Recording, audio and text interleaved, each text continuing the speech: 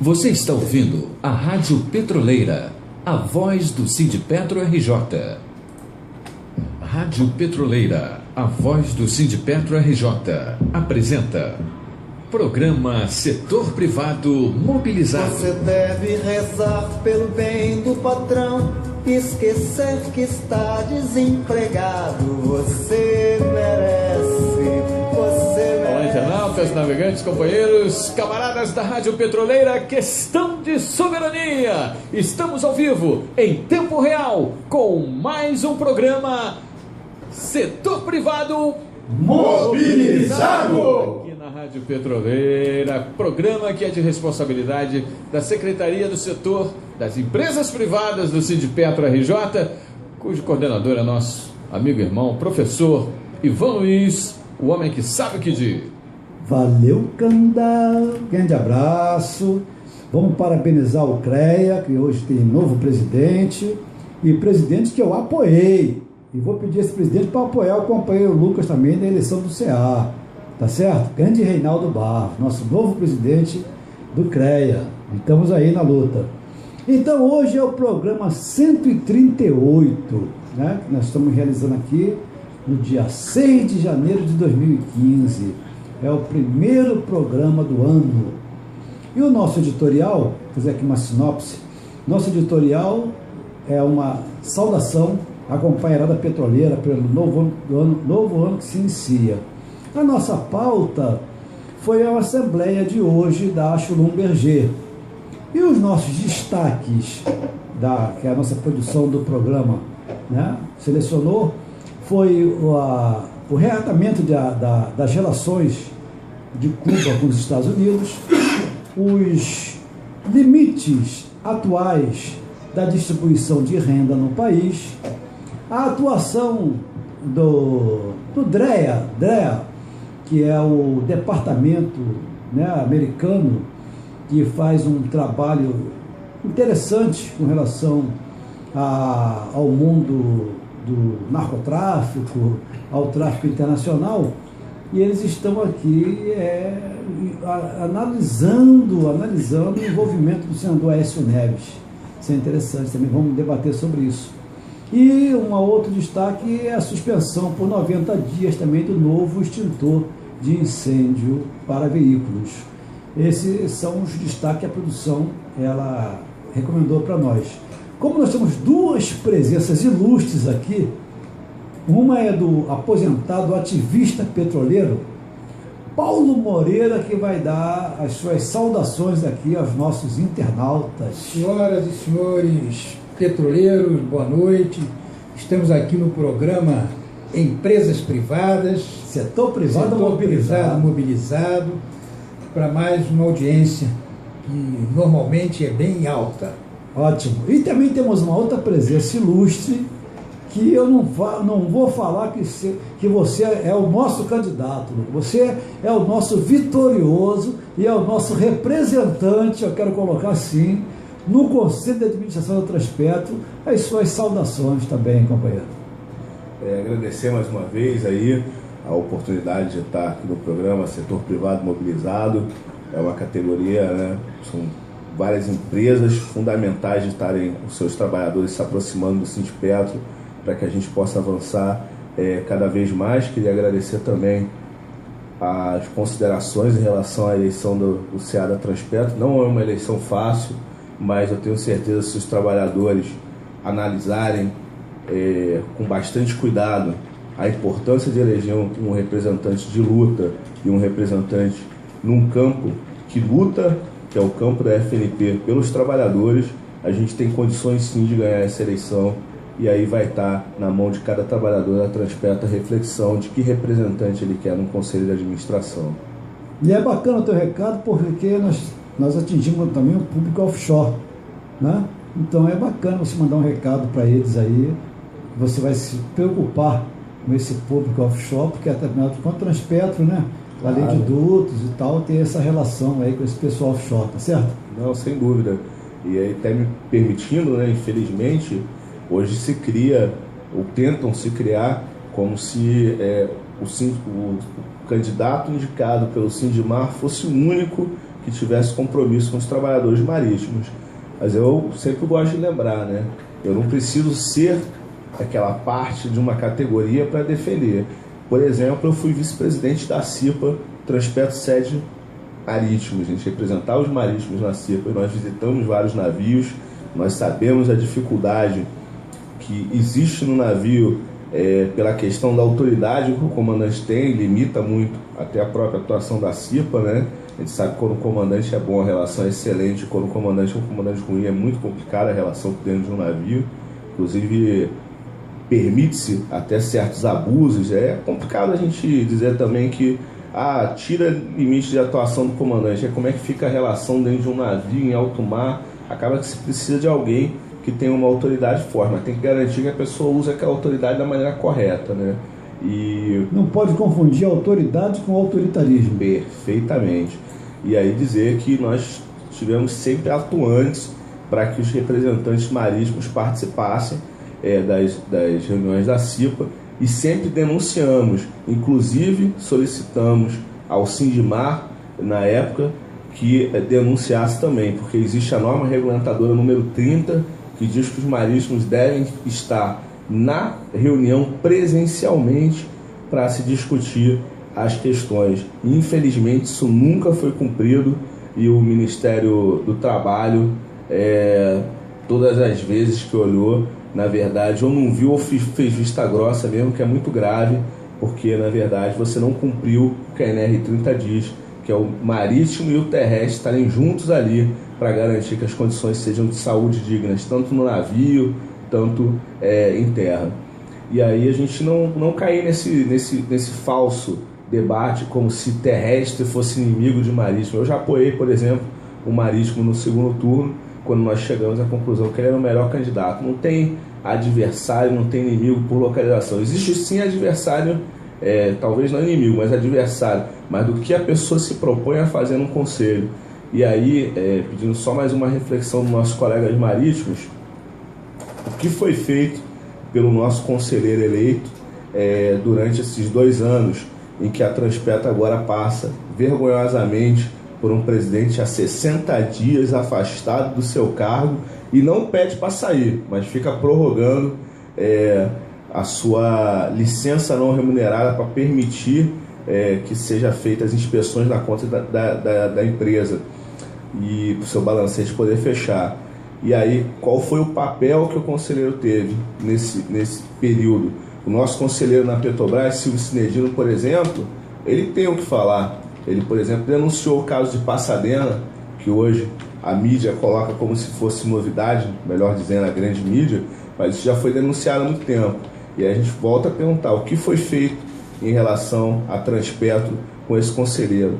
E aí, para provar mais uma vez que a gente não tem problema nenhum em estar junto com os companheiros, quando procurou a mim na sede, dizendo que tinha interesse de se aproximar da federação e dos sindicatos de terra, eu abri as portas, mas infelizmente ele, por ser embarcado, diversas vezes não pôde aparecer em nenhuma das reuniões, inclusive faltou a muitas reuniões, né?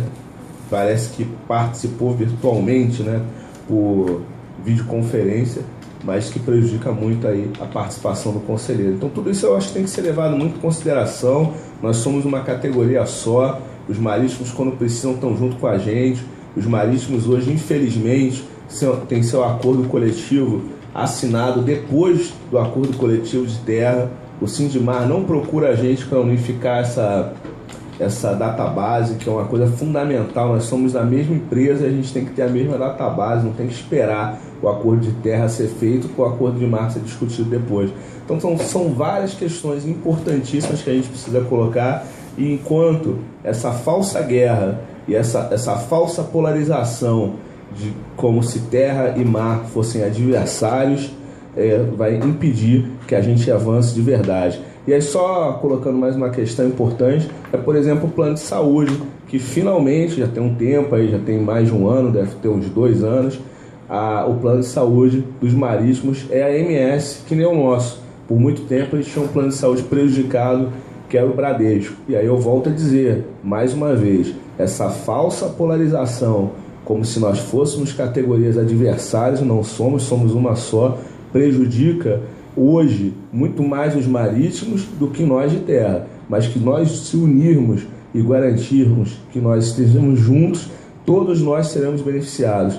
E aí, só para fechar esse raciocínio, é bom dizer que nós de terra também não podemos cair no falso discurso em relação a próprios e terceirizados, né? A gente sabe que a terceirização prejudica a empresa, a gente sabe que a gente tem que acabar com a terceirização, mas enquanto existir terceirizados na empresa, a gente tem que lembrar que aquele camarada está ombro a ombro com a gente, e que se a gente abandonar aquele camarada, além da falta de consciência de classes, a gente está prejudicando a nós mesmos também, porque fica mais barato para você ter o trabalhador, fica um trabalhador que tem medo de lutar pelos seus direitos, e aí é muito mais fácil para a empresa ter um trabalhador que tem medo de lutar pelos seus direitos, que tem salário prejudicado, do que ter um trabalhador que sabe exigir os seus direitos, que saiba ter unidade, saiba estar na luta. E aí é mais uma prova que a gente não precisa ser para lutar. Assumir a coordenação de terceirizados do Sindipetro RJ, estou o coordenador, né? E já tivemos lutas importantes e vitórias, como no SEMPES, os trabalhadores voltaram a ter seu transporte, né? SEMPES é Petrobras.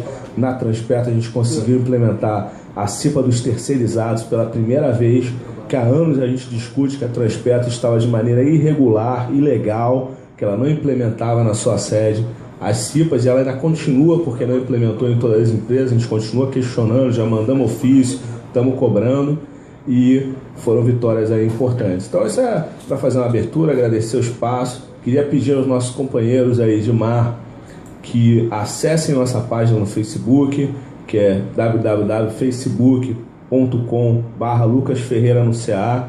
O nosso e-mail também está disponível, que é lucasferreira@sindipetro.org.br, e a gente está disponível para os terceirizados, para os marítimos, para os de terra e para todos os petroleiros que precisarem aí procurar o nosso sindicato.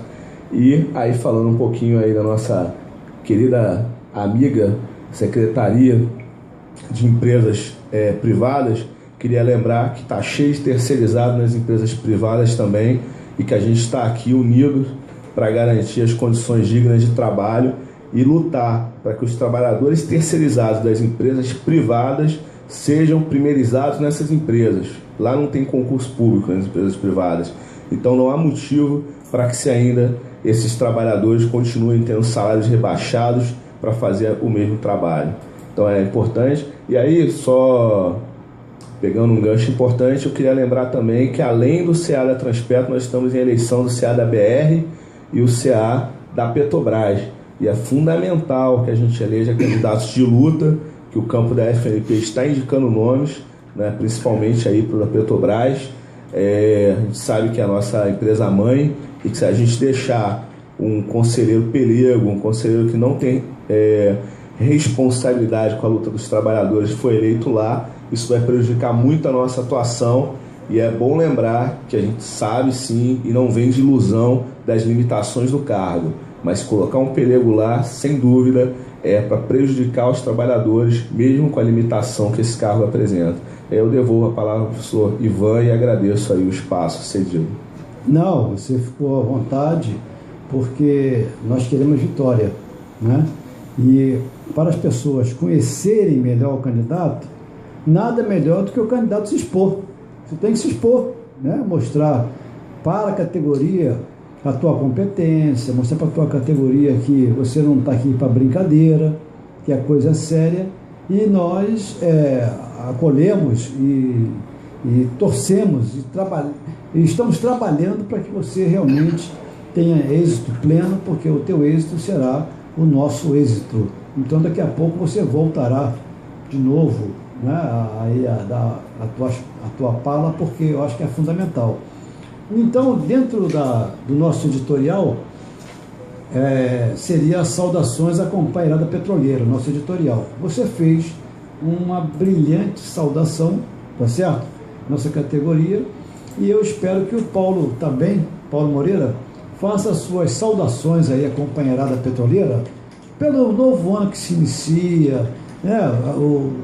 Você como aposentado ativista petroleiro, né?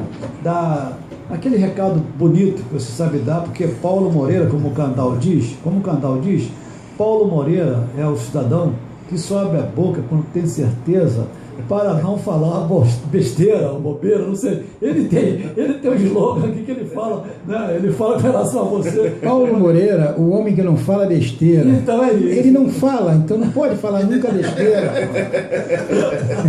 Né? Você falando demais, fala muita besteira. Companheiros das empresas privadas, eu quero desejar um feliz 2015 para vocês, extensivo à família, e que o ano de 2015 seja de luta, porque nós estamos vendo aí esse início de governo meio problemático, com tirada de certos direitos dos trabalhadores, muito embora a nossa presidente diga que não quer tirar direitos, quer acrescentar, mas em dezembro ela assinou a medida provisória retirando os direitos. Então, companheiros, é bom lembrar que esse ano vai ser bem penoso. O ministro da Fazenda ontem tomou posse dizendo que vai ter que mexer nos impostos. Essa mexida de impostos nunca é contra os empresários, é contra o povo brasileiro, entendeu? Vai onerar mais os nossos salários, não vai sobrar menos recursos para nós sobrevivermos. Então, companheirada, vamos pensar mesmo. E olhar para o futuro, porque está meio difícil de encarar essa situação, entendeu? Então era só isso que eu tinha para falar. Em princípio. Porque é importante lembrar para os nossos amigos também, para a companheirada, que não é fácil, não é? Governar é uma arte complexa que envolve grandes interesses, né? Interesses assim que nós desconhecemos muitas das vezes. Esse foi o nosso editorial de hoje, então. E a nossa pauta foi a assembleia que nós realizamos na Schlumberger, mais uma vez. E eu pensei que nós fôssemos chegar lá no auditório, que eles estão lá na Academia Brasileira de Letras, aquele presidente do 20º andar, 13º, eles ocupam ali uns andares. E eu pensei que fôssemos chegar lá e fosse um massacre, né? Para a votação do acordo coletivo. E não, rapaz, para minha surpresa, aconteceram lá até votos contrários, porque a empresa apresentou uma pauta, encaminhou para todo mundo, não foi surpresa para ninguém, né? Tanto que eu consultei a Assembleia e fiz 3 colocações antes da Assembleia. Uma sobre o imposto sindical e a filiação ao sindicato, a segunda sobre a corrupção na Petrobras, e a terceira foi sobre o poder que o trabalhador tem e desconhece. Então eu estava falando para eles, olha só, estamos numa assembleia aqui, né, na sede da empresa, só que quero deixar claro o seguinte, não existe última proposta, não existe proposta única.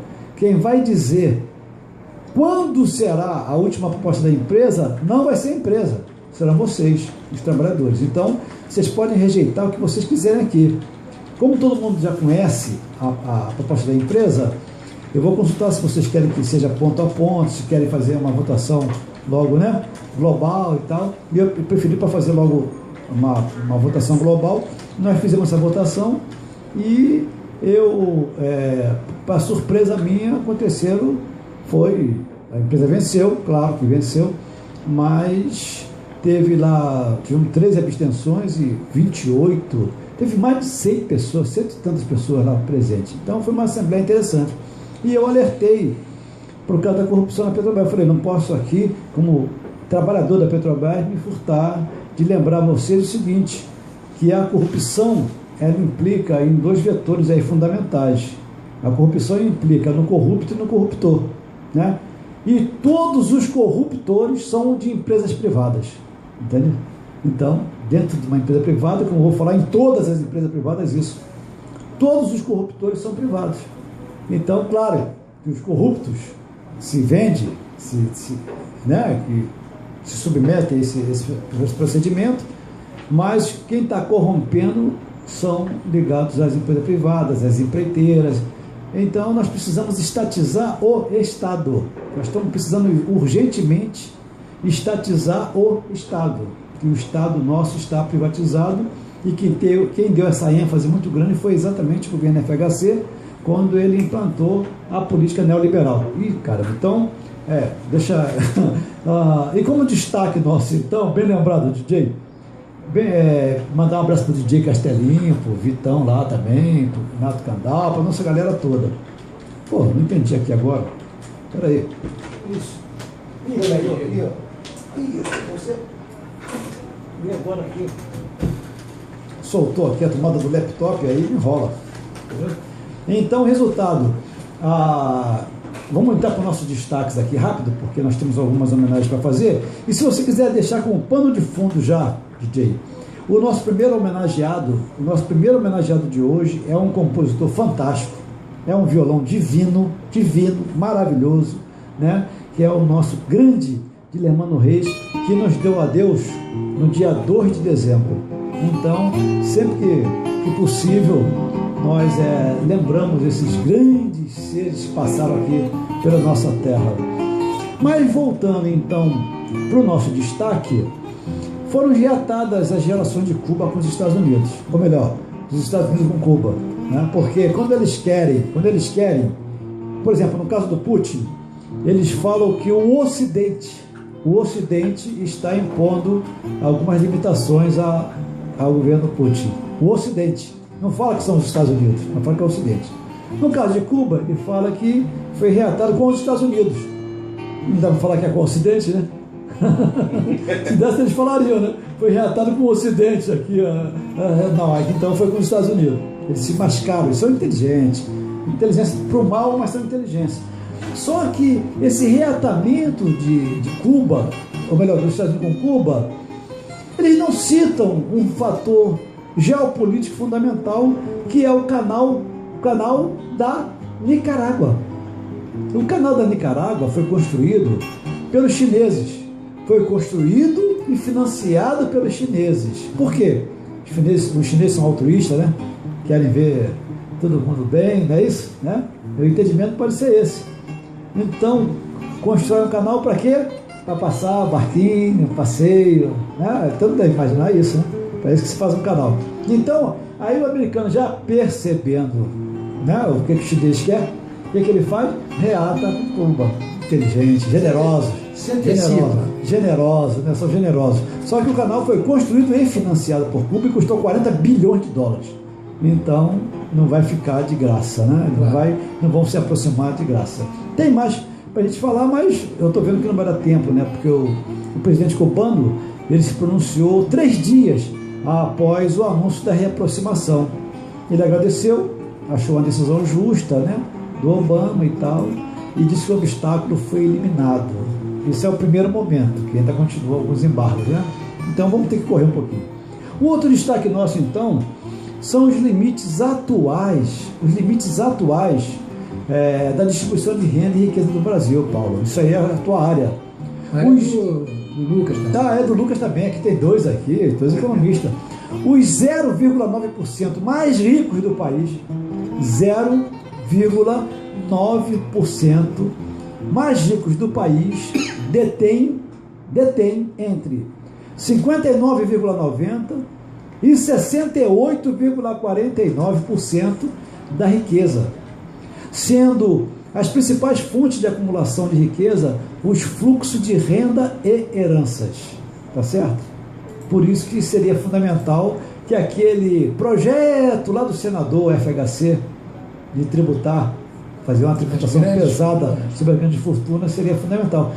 A gente vê... Mas eles dizem que é muito caro você trabalhar as grandes fortunas, você ter uma estrutura de governo, né, para fiscalizar, para cobrar, diz que é mais caro. Teve países aí no mundo que, eu não sei te precisar qual foi, 1 ou 2, e colocaram, acho que a Inglaterra foi uma delas, implementaram a grande fortuna, mas tiveram que acabar, segundo eles, por problema de estrutura. Fica muito caro para o governo, não sei o quê. Muito caro. Ou então se foi pressão... Isso aí. Então você vê, 0,9 chegar a 70% quase da riqueza do Brasil. 0,9.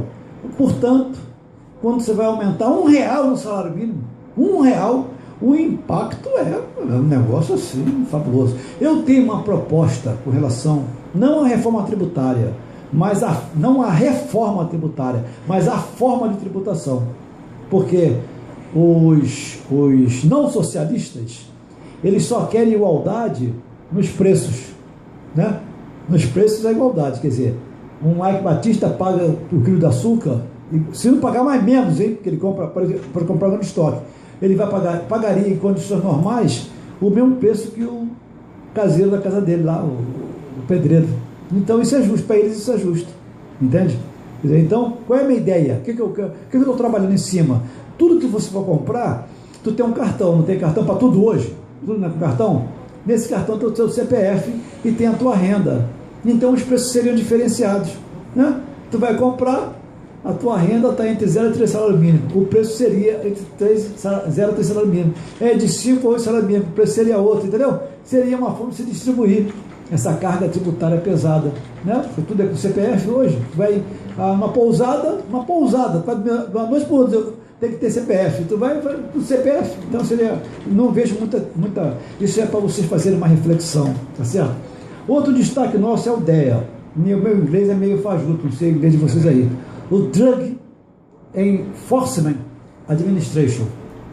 Então, os agentes da DEA, então, contaram ao juiz que assim como o México é a rota, o México é a rota da droga para os Estados Unidos. O México é a rota da droga para os Estados Unidos. E o Brasil se transformou no principal corredor de cocaína exportada para a Europa. E assim como no México, o tráfico de drogas alimenta a política. No Brasil, não seria diferente. E essa especulação que envolve o nome do senador Aécio Neves, entre aspas, os interessa e muito. Essa especulação. Ninguém está chamando o Aécio Neves de traficante aqui, não é nada disso. Então a DEA está fazendo essa análise e eles estão falaram o seguinte, que essa especulação que envolve o nome do senador, a eles interessa muito essa especulação. Eles querem saber qual é a razão disso, né? E saber por que está se falando tanto no Brasil sobre esse procedimento. Porque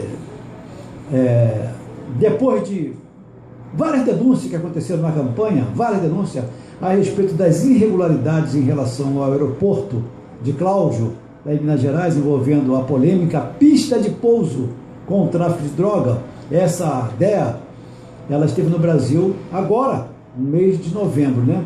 E depois da repercussão nacional e internacional, envolvendo o nome do senador, com um helicóptero pertencente à agropecuária Limeira, preenchido com 450 quilos de cocaína, no qual foi divulgado amplamente pelo canal Telesur, e um dos sites mais famosos dos Estados Unidos, né? Um dos sites mais famosos de lá, o TMZ,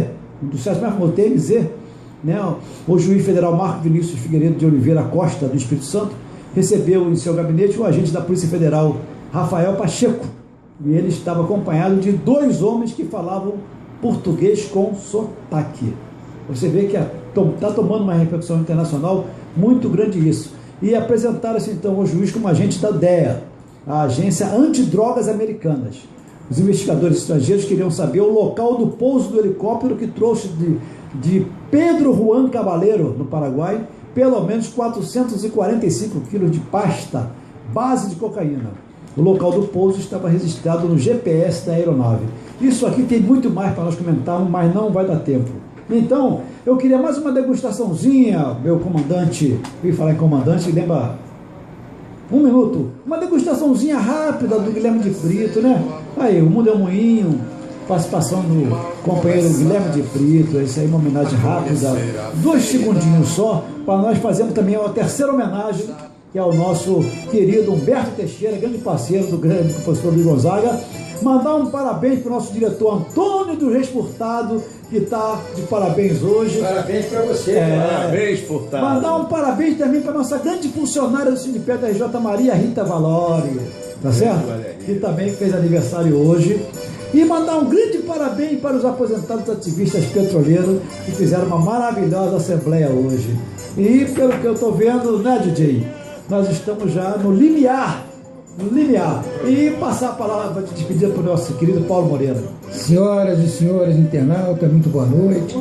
Estaremos aqui provavelmente na próxima semana. Boa noite. Companheiro Lucas Ferreira. Agradecer mais uma vez. Queria só lembrar que quem puder votar na Transpetro, quem quiser incentivar seus colegas a votarem, 10 a 18 agora de janeiro. E desejar uma boa noite a todos os nossos ouvintes aí. Foi um prazer estar novamente com vocês. Tá com o DJ aí, fechamento.